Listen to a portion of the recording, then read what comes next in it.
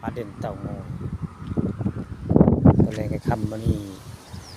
มาบริเวณร้านอาหารเจจอยบ้านคำขาตำบลนาตาลอำเภอเต่างอยได้นี่คือเส้นทางผาเด่นเต่างอยพี่น้องเส้นทางผาเด่นเต่างอยได้เชิงหน้าก็เป็นคำขาได้พระไหวหลังมานี่สิเป็นทางบ้านโคกสาดได้เส้นทาง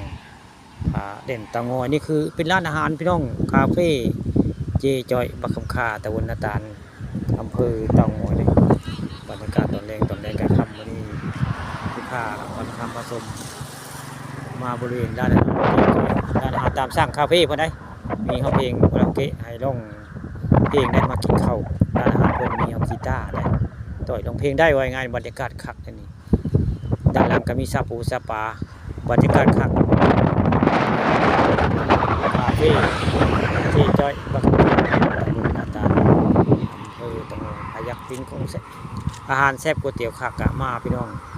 มากินได้อยู่ร้านอาหารเจจอยบ้านคำคาตำบลนาตาลอำเภอตะโงบรรยากาศคักนี่ทิวทัศน์สวยงามเหมาะสมพี่น้องอยู่ติดถนนใหญ่ได้ทางดำและเส้นทางผาเด่นเตางอยก็มาประจำพี่น้องมงนี่มาประจำได้มาบริเวณร้านอาหารเจจอยนี่เป็นภาพบรรยากาศตอนแรกใกล้จะค่ำเลยใกล้จะค่ำเลยล่ะบรรยากาศตะเวนก็ต่ำลงไว้นี่ตะเวนก็รู้สึกว่าจะรับขอบฟ้าอะไรง่ายๆว่าเบิ่งแล้วก็ได้บุญเรียวไปก็มันอยากมืดพี่น้องนี่ก็คือเส้นทางผาเด่นเตางอยผายังมากินอาหารแซ่บก๋วยเตี๋ยวคักต้องมาร้านเจจอยบ้านคำคาตำบลนาตาลอำเภอเตางอยบรรยากาศตอนแรงกำลังใกล้สิค่ำเลยเริ่มที่เห็นแสงสีร้านอาหารเพื่อได้